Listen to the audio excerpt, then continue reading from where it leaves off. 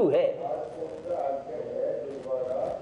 कामचोर, मिथ्या दृष्टि, अधर्मात्मा, पापी और अपने भाग्यों को, जो सौभाग्य को दुर्भाग्य बना दे, उसका नाम है आलसी प्रमादी। और जो दुर्भाग्य को सौभाग्य में बना ले, उसका नाम है पुरुषार्थी। वह परमात्मा का भक्त, चाहे भक्त प्रहलाद रहे हो, चाहे ध्रुव तारा रहे हो, चाहे हनुमान जी रहे हो, लेकिन इनके जीवन में पुरुषार्थ था। आपने सुना होगा, समुद्र को खाली करने के लिए लगे थे लोग। एक गिलहरी भी पुरुषार्थ कर रही थी।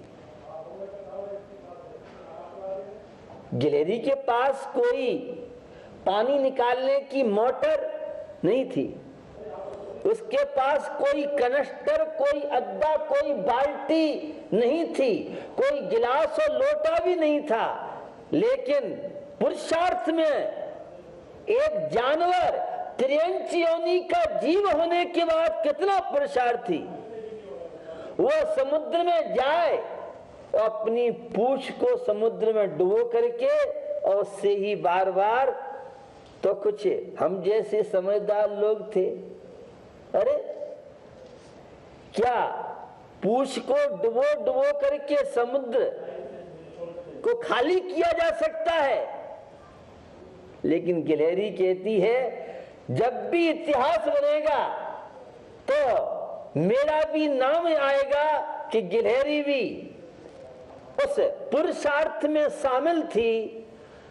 केवल मनुष्य पर्याय में जन्म लेने वाला पुरुष और स्त्री नहीं कहलाता है।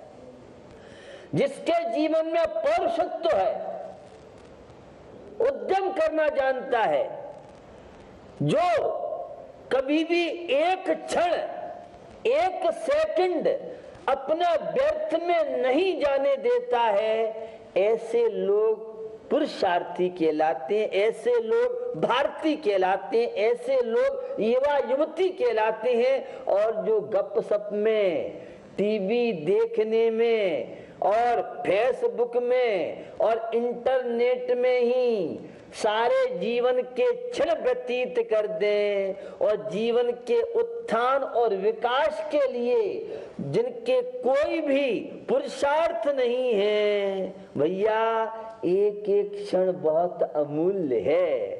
अगर धर्म ग्रंथों की दृष्टि से देखें तो एक समय में समय प्रबद्ध कर्म परमाणुओं की निर्जरा कर सकता है व्यक्ति, और कर्मों का बंध तो निरंतर करता रहता है। जब कर्मों का बंद करता है अशुभ कर्म का, तो कर्मों का बंद तो हंस हंस के करता है।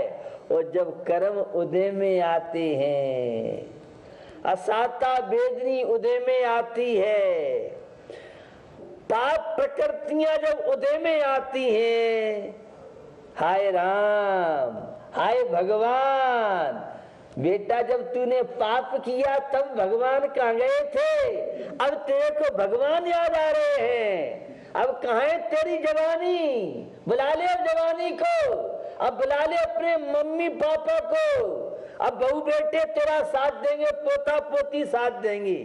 ये हमारे बाबा जी बैठे हैं, बड़े श्रद्धालु है, बड़ा पोते से मोह है और बाबा को सहज में अपने पोता पोतियों से स्नेह होता है। लेकिन इसके साथ अपना पूजा पाठ, धर्म, ध्यान और कर्तव्य का पालन करें तो ठीक, और मात्र मोह और ममता में ही लगे रहेंगे तो जीवन में कैसे शांति मिलेगी। तो पुरुषार्थी जो होता है उसके लिए दुनिया में कोई कार्य कठिन नहीं है। और जो आलसी प्रमादी होता है, क्या करें, हमें अनुकूलता नहीं है, ये प्रतिकूलता है, कोई ना कोई बहाना बना करके वह प्रमादी बन करके ही चैन की बंसी बजाना चाहता है। इसका नाम है अधर्मात्मा, इसका नाम है मिथ्या दृष्टि। इसका नाम है दानव वृत्ति। यह है नपुंसकता का प्रतीक। अरे भुजाएं आपको मिली हैं, ऊर्जा आपको मिली है, इस तन के द्वारा गरीबों की सेवा कीजिए, रोगियों की सेवा कीजिए, आत्म कल्याण में लगिए। संयम तप त्याग की साधना के द्वारा कर्म धारा से ज्ञान धारा की ओर, अशुभोपयोग से शुभोपयोग का लक्ष्य रखते हुए और शुद्धोपयोग का लक्ष्य रखते हुए शुभोपयोग में भेद रत्नत्रय के द्वारा जीवन में संयम है, तप है, त्याग है, तो जीवन का महत्व है। और जीवन में जहां संयम नहीं, अनुशासन नहीं, पुरुषार्थ नहीं, ऐसे लोग हमेशा बीमार रहते हैं, ऐसे लोग हीन भावना के शिकार रहते हैं। प्रमादी लोगों के जीवन में नेगेटिव सोच होती है, मैं कुछ नहीं कर सकता हूँ, मेरे बस की नहीं है, और हम तो इसमें सफल ही नहीं हो सकते हैं। ये जितनी भी है ये सारे नपुंसक लोग, आलसी लोग, प्रमादी लोग, अधर्मात्मा लोग और शास्त्रीय भाषा में पापी लोगों की जीवन कहानी। मैंने महात्मा बुद्ध की बात आपको बताई थी। जब बुद्ध ने पूछा क्या बात है, मुझे बुढ़ा होना पड़ेगा, जो भी संसार में आया है उसे तो जवानी है तो बुढ़ापा भी है। और आगे बढ़े, एक अर्थी जा रही थी, क्या बात है, कौन है, ये मुर्दा है। मुर्दा क्या होता है, ये पूछ रहा है राजकुमार, युवराज पूछ रहा है मुर्दा क्या होता है। मुर्दा माने जिसकी आत्मा निकल जाए, चैतन्य निकल जाए और मिट्टी रह जाए, उसे मुर्दा कहते हैं। ये शरीर अलग है, आत्मा अलग है। तो क्या मेरी आत्मा चली जाएगी, मेरा ही मन होगा? दिन रात मेरे स्वामी मैं भावना ये भाऊं, देहांत के समय में तुमको न भूल जाऊं। पुरुषार्थी जो होता है वो भावना भाता है, दुख खो दुखों का क्षय हो, कम्मक खो कर्मों का क्षय हो, बोहि लाओ बोधि की प्राप्ति हो, सुगई गमनम सुगति में गमन हो, समाहि मरणम समाधि पूर्वक मैं तन का त्याग करूं, जड़ुन संपत्ति हो मज्जम। मेरा जिनेन्द्र प्रभु में, मेरा परमात्मा में, मेरा सकल निकल परमात्मा में, मैं ईश्वर की भक्ति, परमात्मा के गुणगान, परमात्मा का स्मरण करते हुए तन का त्याग करूं। यह है पुरुषार्थी का जीवन, यह है भारती का जीवन, यह है युवकत्व की निशानी। तो पुरुषार्थ जिसके जीवन में होगा, जीवन में सफलता मिलेगी। और एक कष्ट सहिष्णुता, यह बहुत बड़ी महत्वपूर्ण चीज है। जो व्यक्ति जीवन में कष्ट सहन नहीं कर सकता है, वह मुर्दे की तरह जीवन व्यतीत कर रहा है। उस आगम की भाषा में, शास्त्रों की भाषा में हिंसक कहेंगे, क्योंकि जीवन मिला है तो तपाने के लिए मिला है। घड़े का पानी पहले लोग बहुत यूज करते थे, क्योंकि साइंटिस्ट लोग थे, पढ़े लिखे नहीं थे लेकिन साइंटिस्ट थे।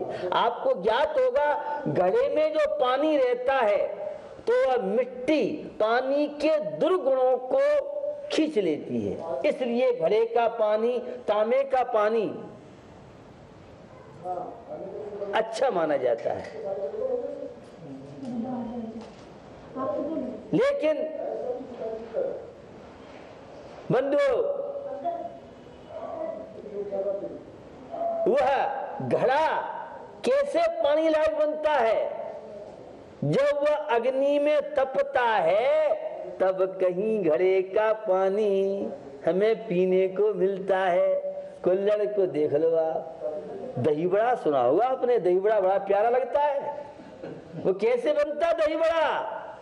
उड़द की दाल को सारी रात पानी में और उपभोक्ता प्रातःकाल सिललोड़े पर, अब आजकल मशीनों से होने लगा है, लेकिन इतना ही नहीं, और उसको तपती हुई कढ़ाई के अंदर तेल बिल्कुल गर्म हो गया है, उंगली डालो तो जल जाए, और उसको डाल देते हैं, और तब कहीं भैया तुम्हारे होठों का प्यारा बन पाता है, तब तुम्हें वह संतुष्ट कर पाता है।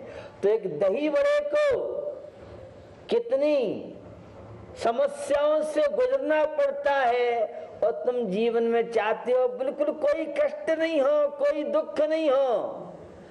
महात्मा बुद्ध को जब मालूम पड़ा कि मैं भी एक दिन मर जाऊंगा, उन्हें वैराग्य हुआ, और वे महात्मा बुद्ध के नाम से राजकुमार से महात्मा बुद्ध बने। हमें भी यह जीवन मिला है, इस जीवन के लिए विकास करना है, उन्नति करना है, तो हम जीवन में कष्ट सहिष्णु बने। ये कष्ट सहिष्णुता हर आदमी नहीं समझ सकता है।